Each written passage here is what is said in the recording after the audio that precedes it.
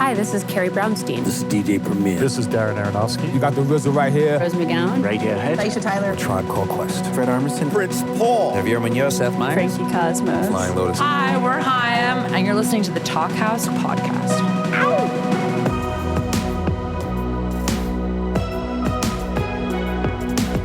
Hello and welcome to the Talkhouse Podcast. I'm Josh Modell.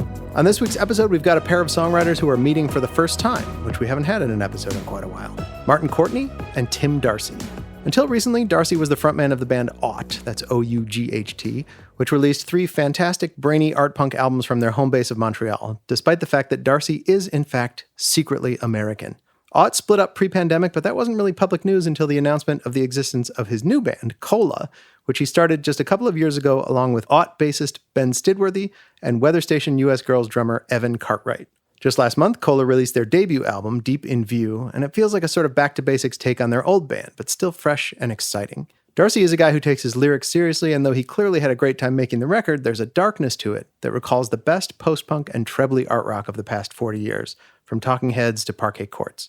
Here's a little bit of the song Degree from Deep in View. Have you been to the movies lately?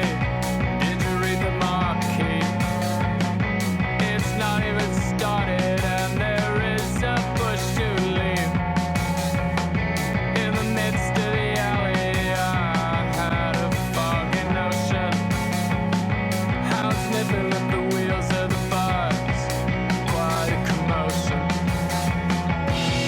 Courtney is the singer and guitarist of Real Estate, the New Jersey-born band that has released 5 albums of songs that battle gently the urges toward pop song structure and a slight psychedelic haze.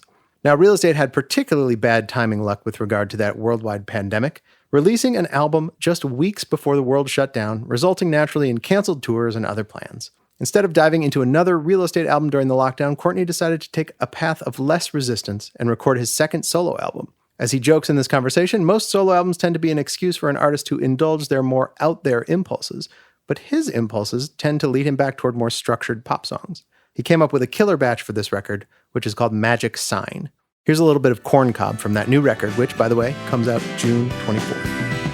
Who's that kid you hung out with all the time when you were young? What's his name? You can't remember. It's on the tip of your tongue.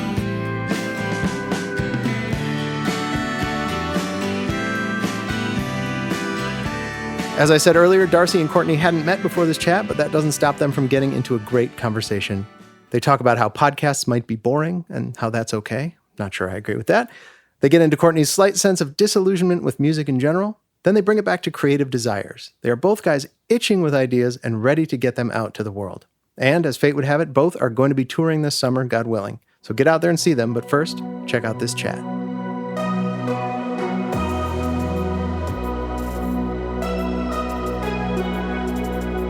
Hey man, how's it going?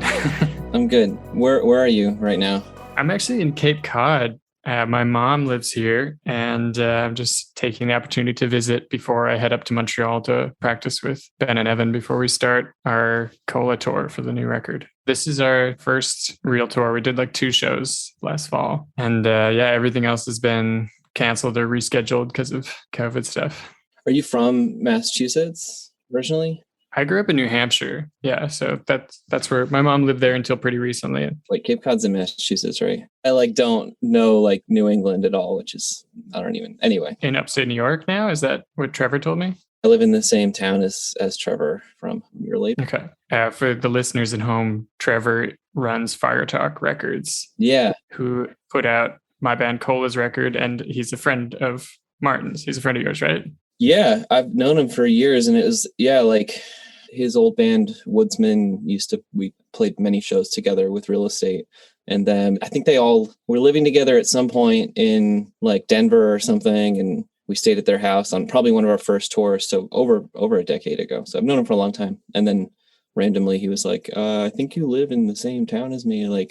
So we've been hanging out a little bit. Yeah, good dude. Okay, so you're from New Hampshire, but you're like a Canadian band, kind of. Yeah, so I grew up in New Hampshire, and then I went to school in Montreal and met the guys in the band that I formed like while I was in university called Ought. Mhm. And yeah, we toured that project for a long time. Right after college. Yeah, like the year after we graduated, Yeah. we put out our first full-length record and started touring. And yeah, that band broke up in 2018. And now I've got this new band, Cola, with Ben, who is the bassist in Ought, and then our friend Evan Cartwright, who's like a session drummer, jazz drummer, and pal from Toronto. So yeah, still like kind of firmly Canadian roots. Yes, I was, secretly American. Yeah. It's funny because I put out a record with Jag Jaguar, which is it's like part of the Secretly Canadian family. Right. And so there was always some part of that was kind of inherently funny because they're like an extremely American label. They're in like Bloomington, Indiana, or whatever, for some reason called Secretly Canadian, and I'm like secretly American. That's not a bad way to be, I think. And you live in Canada, right? I'm living in Los Angeles right now. Oh. Yeah. That's like a pretty new thing. But my partner's fully Canadian and I'm a permanent resident. So yeah, the band is based in Montreal. Like we do all of our practices and stuff there. Anyways, this is all, I don't know, like maybe boring logistical stuff. Well, that's what a podcast is, really, I think. Like it can generally, I don't know. It's fine if it's boring. Like I find when I'm listening to podcasts, like you're just listening to people talk. It's like, sometimes it's not even really about what they're talking about. It's something to keep you company. Yeah, totally. Doing other tasks. So hopefully we make good background conversation for some. Yeah, for some people who are in traffic. Mm-hmm. Like chopping an onion. Yep. I was just mowing the lawn just now, listening to your record, being like, this is the dumbest. Like, I always think I want to listen to music when I'm mowing the lawn. I'm like, oh, this is like some great me time, like a good 45 minutes to like, listen to some music. And then it's like, you can't hear anything. All I can hear is like the drums and then the lawnmower engine. But I was going to say the drumming on your record is great. It makes sense that your drummer is has jazz roots. We were like really thrilled to start writing with him, and he was there from like the very beginning. And I'm thinking about I remember being like a teenager and trying to listen to music while mowing the lawn, and that just being like a nearly impossible task. I've actually been trying to do this thing more recently, where I'm like much more intentional with my music listening, because I've found I didn't have a smartphone for a long time, and then I think I got one in like 2015, and my relationship to music is totally changed. And so yeah, I don't know, for the last month or so I've been trying to like not just listen to music when I'm like wandering around. Like I'll do this dumb thing where I'll like put a record on and then I have I don't even have headphones on. Sometimes I'll just have my phone in my back pocket and it's just kind of like spraying music into the air. So I'm trying to carve out some time where I sit down and listen to an album all the way through and just don't do anything else. And that's been really nice. It's funny that you mentioned getting a smartphone coinciding with a decline in kind of intentional music listening, because I've noticed that over the last probably 10 years. And I still I get really excited about new music, but not as often as I once did when I was, younger. And I feel like there's a number of reasons for that. I kind of chalked it up to I'm getting older. It was sad. am I just not a fan of music anymore in the same way that I was when I was in high school and even in college, when I just wanted to go see bands all the time. I got an iPhone and I also started real estate right around the same time. Not obviously completely unrelated things, but being in a band and touring, it changed my relationship to music in a way, because especially after I made a few records and I was I don't know, it did this isn't to say that I like music less or anything like that. I am still it's such an important part of my life. Obviously, I don't even know if I'm able to put this into words, but that feeling of now that I do it and I have met all these bands that I used to be, a fan of, and I've gotten to kind of become a part of this scene that I used to just be a fan of, changed the way I saw it. It took a little bit of the magic away, I guess. It's you once you realize it's just a normal thing. I think I end up just getting down on myself just in general all the time about everything. Like if you don't write a song for a long enough time, I don't know if you've ever felt this, like if you're busy making a record or touring and you go into like a non-writing mode, which is like I kind of dip in and out of, I'll like write big batches of songs and then make the record and then tour. And I try to stay on top of, keeping ideas flowing and playing guitar and like trying to, just record voice memos of ideas just to keep things going. But like if a long enough time elapses where I haven't been productive, I'll be like, oh, that's it. Like I'm done. There's no more songs left, and then you write one and it's like the best feeling in the world, when you write a song and you're excited again. I dip in and out of being jaded and being like extremely just, excited about music. I would imagine for you, like being in a new project is probably keeping it pretty exciting and like going on tour for the first time with like this new group. I would imagine that's an exciting thing. Yeah. What's that saying? Like sometimes a change is as good as a rest or something like that. I feel like we kind of had change and rest because of COVID, but I don't know. I mean, hear you talk, like it makes me think of, there's a like John Cale quote. He's like, you are what you do every day. I remember reading some interview with him where he said that, and I sort of haunted and inspired by that. I have a very full and active life, like outside of music. I have 3 kids.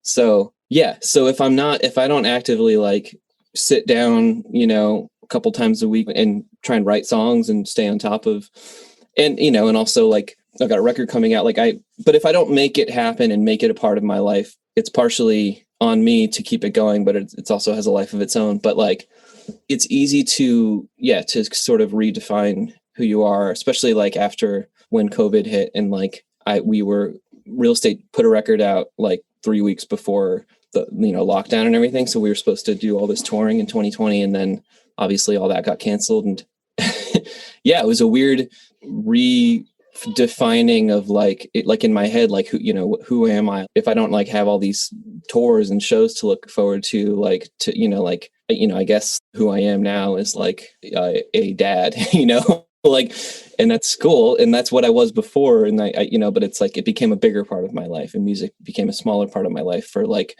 a certain amount of time until I was like, that I can't let that happen. And then, decided to make a record. But yeah, something I read about you guys was like you started this group right before COVID or something like that. Like similarly, like it was kind of a stumbling block for you guys. But how did you get to the point where like you knew you'd be able to make a record? Were you guys living close together? We were split between Montreal and Toronto, which is like, it's like a 6-hour drive. It's like normally like totally doable. And, especially for Canada, that's pretty close.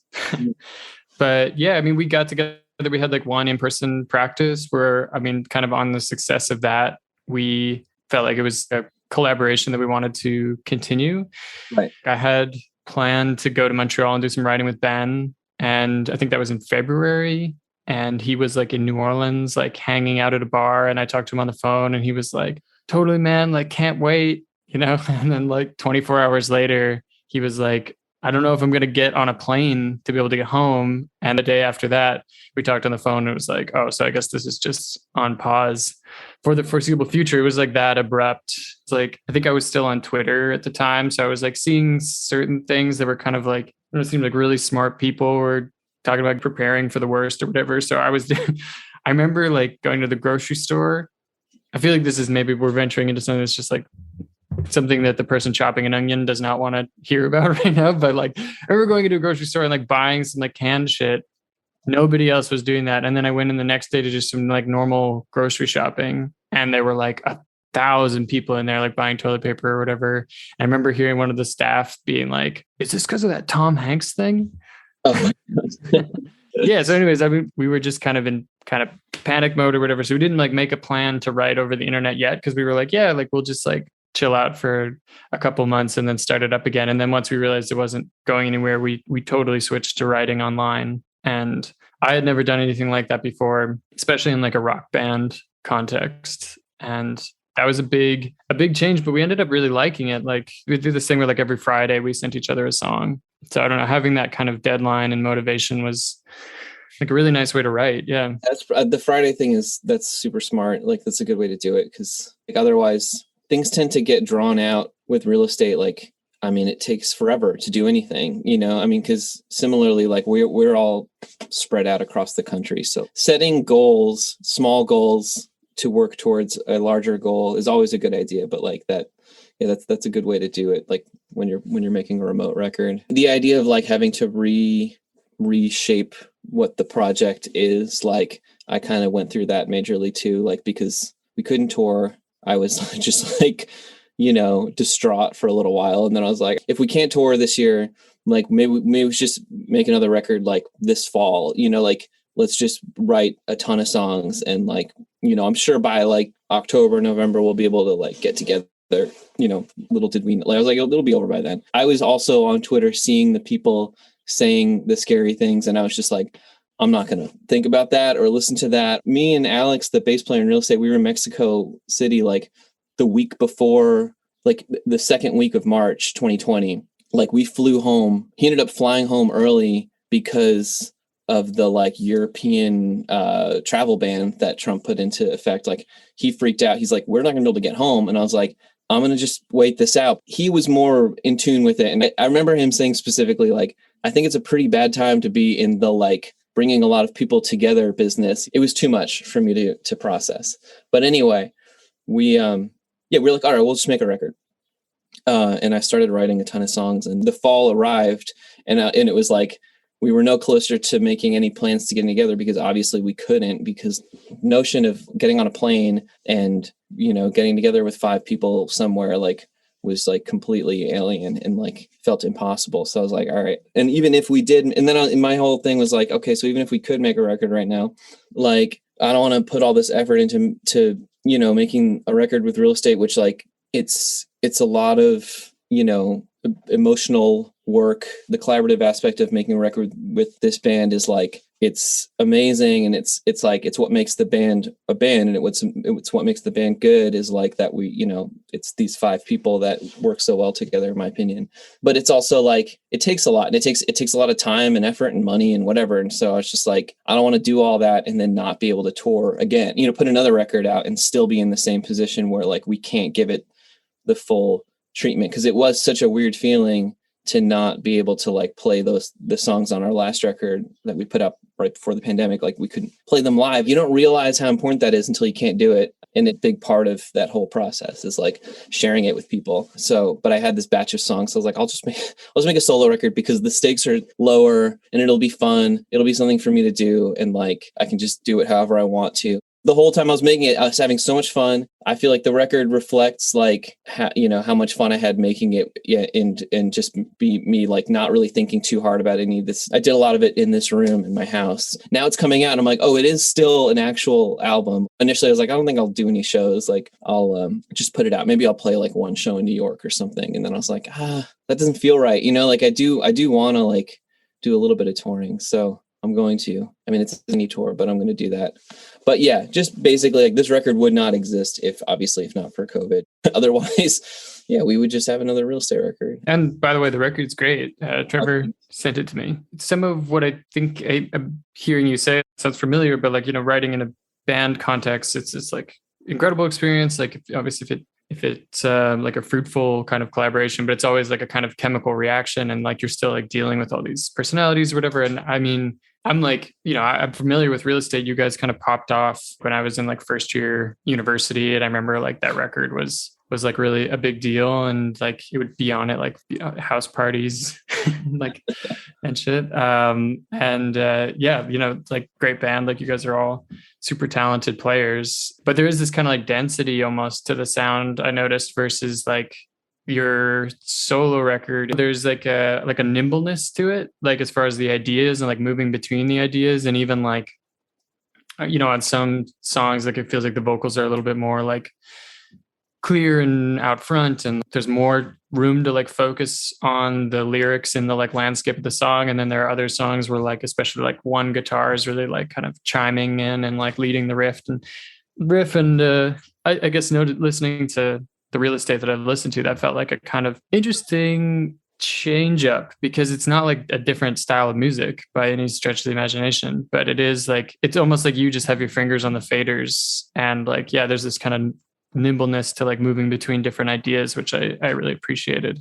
Well, thank you. Maybe the cliche is like for someone in a band to make a solo record, it's because like they want to like indulge in like some weirder ideas or be experimental or something. Like, but for me, I like to write pop songs, and like I like to write, you know, classic song structures, and like that's just what I have fun doing. And I think like what's cool about Real Estate is like generally my songs will start off a lot more simple, and then it gets run through this filter of like all these different minds. Like the songs get stretched out, or like they'll, you know, we'll jam a little bit on, you know, in certain sections, or like, yeah, it does feel a little denser to me sometimes with the solo thing, at least with this record and the other one I made as well.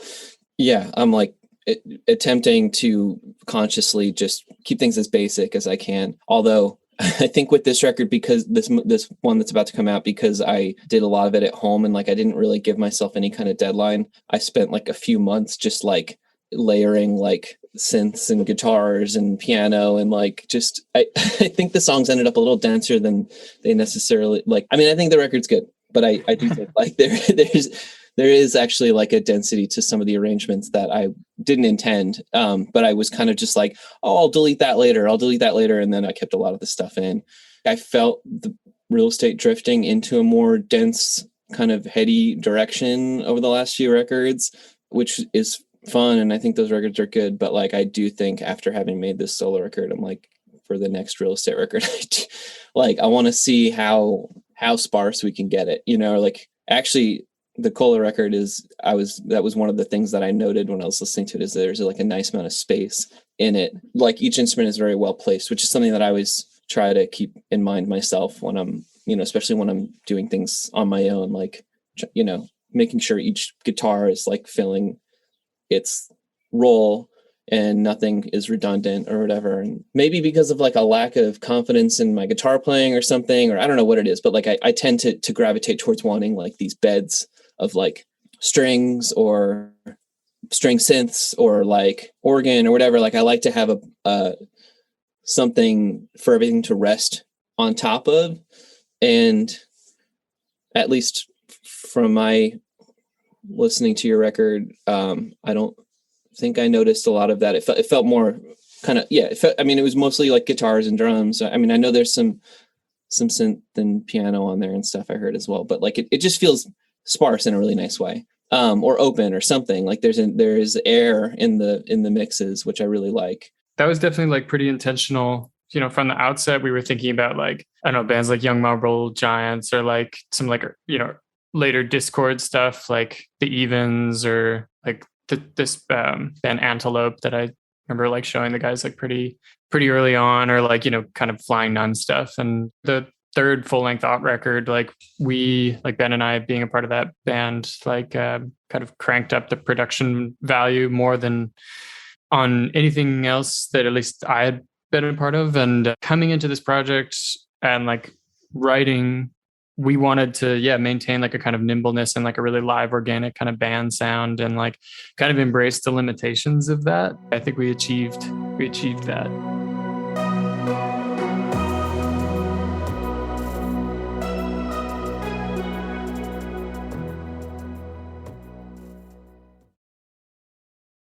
I was going to ask you, like the demos or whatever, the songs that you built remotely, that stuff is not on the record, right? Like then were those, the stuff that you were doing remotely, was that like basically like demo writing, like, or did any of that end up like as like, basically, did you spend time remotely getting the songs together and then you like went to a studio and made the record? Yeah, it was like very like, I guess, old school. It's impressive to me that you were able to like get full song band arrangements together. I mean, obviously, I'm sure you had some time to rehearse the record before you went to the studio in person, but be able to start from scratch remotely and get to a point where like you've got a record, like to me, that's not easy to do, especially when there are three disparate kind of brains involved. We definitely made the effort to like still get together like as often as we could. And like in our minds, like the song wasn't done until we workshopped it together in a room. And sure. Yeah, I'm curious. It seems like from the outset, like you played with a pretty like constant group of people, but that it was your songs initially that people were playing. Mm-hmm. So, you were just talking like, going into the pandemic, like you thought about making a Real Estate record, and then you decided to make a solo record for all the reasons that you enumerated. And I was just wondering, like, I mean, it sort of sounds like part of that is like a financial decision almost, right? Because like to sort of move the forces that need to be moved to make a real estate record is going to be expensive. And so I'm just wondering, is it still is real estate like your project and like you kind of call the shots, or do you have to kind of like navigate like running a business with that many people? At this point, me and Alex are the only kind of remaining original members of the band. However, like Julian, the guitar player, I mean, he's been in the band at this point for 6 years, you know, so it's been a really long time. And also we have known him since we were kids. So like, you know, and then Matt Coleman, our keyboard player, he's been in the band maybe a decade at this point. Like, so the band is in our drummer, Jackson, the guy who played on the last record, Jackson, he completely understandably, as we were kind of booking all these tours and stuff for the record, he was like, he's like, I don't want to tour anymore. And we're like, all right, that's fine. So like he left the band but it was totally cool. Like we're obviously on good terms. So we do have a new drummer, who she joined the band, like, you know, with the intention of doing all, you know, basically she joined the band pre-COVID. And then like the first show she played with us was last fall. So she's kind of in the band, but not in the band for a long time. But anyway, what I was going to say is like the band feels like creatively, it is very democratic.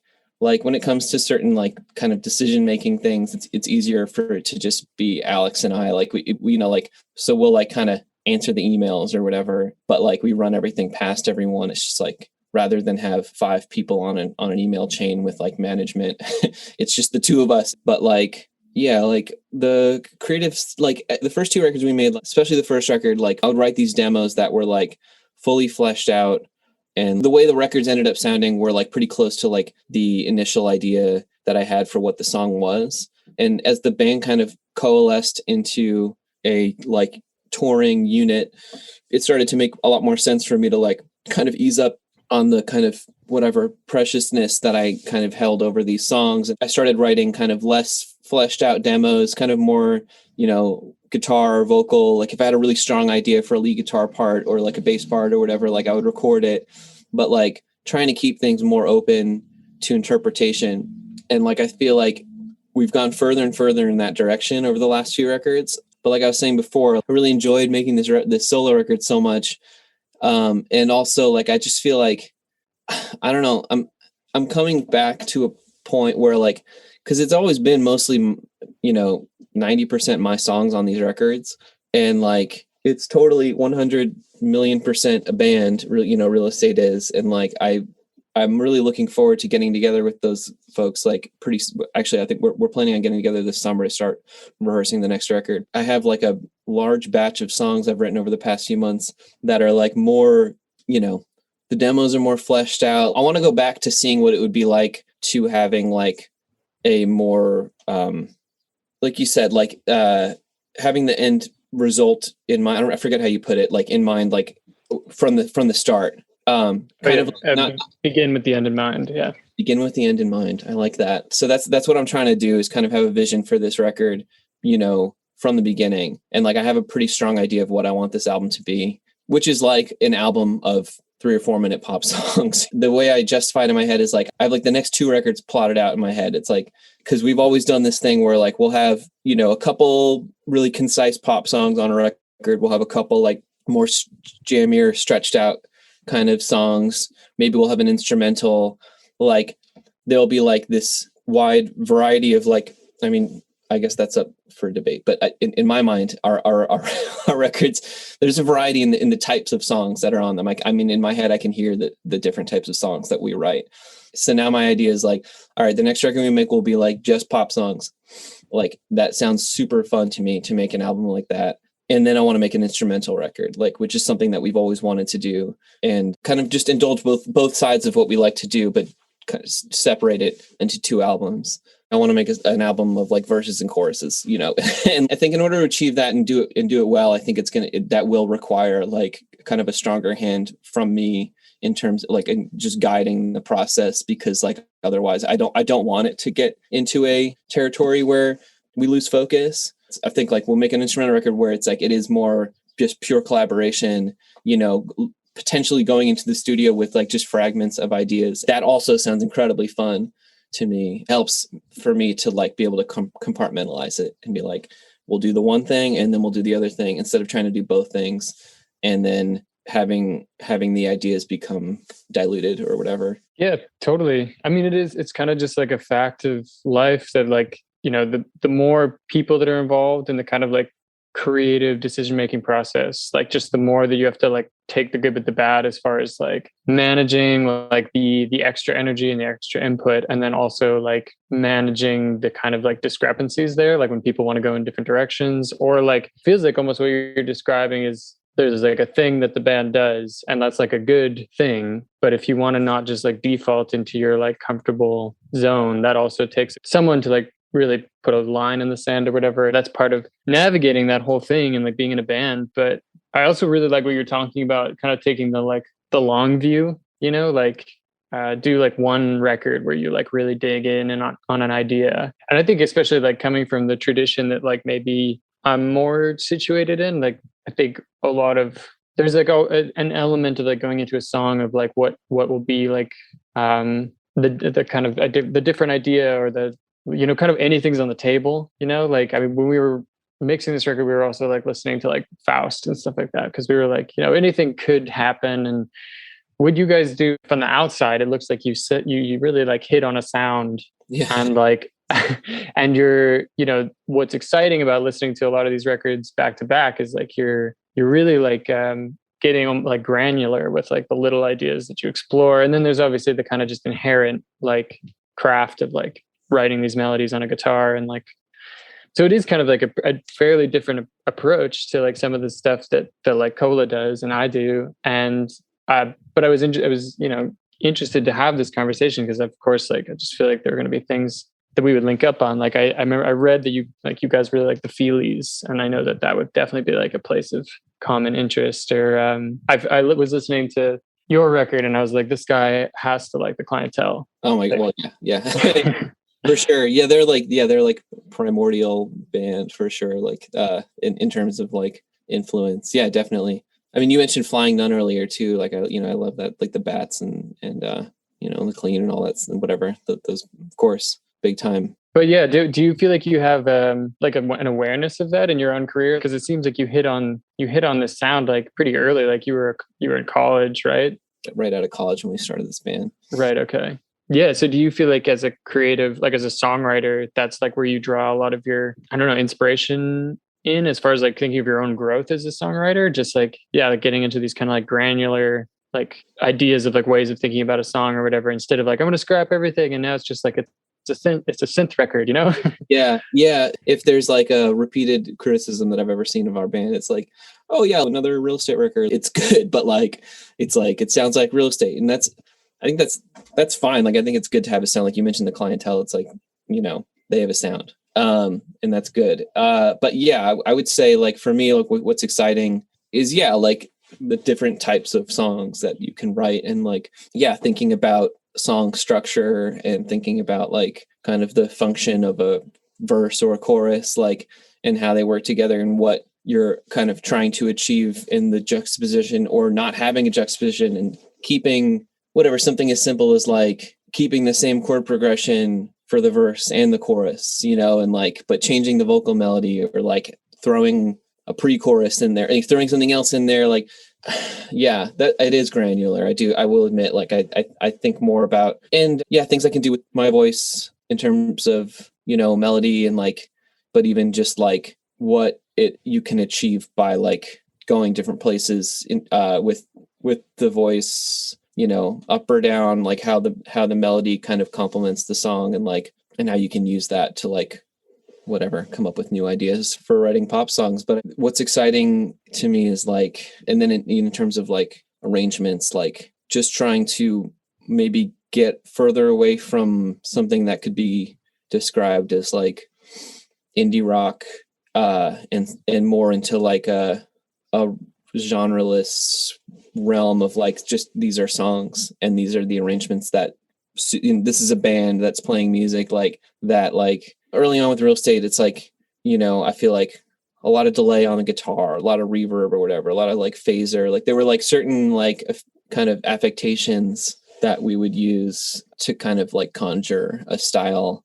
But like, it's obviously like the most important thing was always that the songs have to be good, because that's, you know, there could be like 10 bands that are using the same guitar effects or whatever, or like kind of drawing from the same set of influences. I mean, that's another reason though why I like to have a band and have other people around me when I'm making music, is because like that makes it easier, frees up my brain to just focus on songs, the melodies, and the kind of the structure of the song. And then hopefully like, you know, the band can help me like make the song sound interesting, and you know, and we can work together to make the arrangements good. Although at the same time, I do really enjoy working on arrangements too. But like, whatever, production to me is like, it's both exciting and also like it's something that I sometimes feel like maybe I'm best suited to collaborate in that world. Because otherwise, every record that we've ever made would probably have just sounded like the Feelies or something, like, you know, like just chugging acoustic guitar and like, you know, electric lead over it and whatever, some hand percussion or something. It's good to have like a home plate to come back to, someplace that you can always touch in with or whatever when you're writing. Yeah, I mean, that's actually what I was going to say. Like this idea that we have for this next real estate record of like, you know, having it be more kind of guided by like my hand, or like just being more focused in terms of the overall sounds that you're going to hear on the record, and you know, where the songs are going to go. To me, like that is a reaction to where we've been. Like it's actually like that would be like a change for us, because we kind of expanded, I think, over the last few records. At least that's how it feels from the inside. So to me, it's like it would be a change to allow ourselves to be more focused. So are you guys you're obviously going on tour. Like, are you thinking about the next record yet? Yeah, we've already started writing it. I think we're going to play a couple new songs in the set. The record we made is 35 minutes. So they're going to take the opportunity to play some new songs. And yeah, I don't know. I mean, it's such a fresh project. So there's still this like, you know, kind of honeymoon period of just like being excited about writing. And Evan, the drummer, he's going to contribute some more like keyboard stuff and guitar stuff. He's like a really talented guitarist as well. So yeah, it's all exciting. And yeah, I guess we're supposed to be talking about the records. We're doing promotion here, right? This is marketing. We're just shills. Yeah, man. No one cares about, you know, our artistic practice or hopes and dreams for the future. They want to hear us sling records, right? Yeah, man. That's what the people want. No, I've really enjoyed the conversation, and just you know, getting to hear a little bit more like your perspective on songwriting, like working within a band dynamic. And totally a pleasure to meet you, and like definitely like really enjoyed the record. And everyone should listen to Martin's new album, Magic Sign. Hola, guys, go see him on tour. Yeah, no, for real, it was nice meeting you and talking to you. Thanks for listening to the Talkhouse Podcast, and thanks to Tim Darcy and Martin Courtney for chatting. If you liked what you heard, please follow Talkhouse on your favorite podcast platform and check out the great new records by both of this week's guests. This episode was produced by Myron Kaplan, and the Talkhouse theme is composed and performed by The Range. See you next time.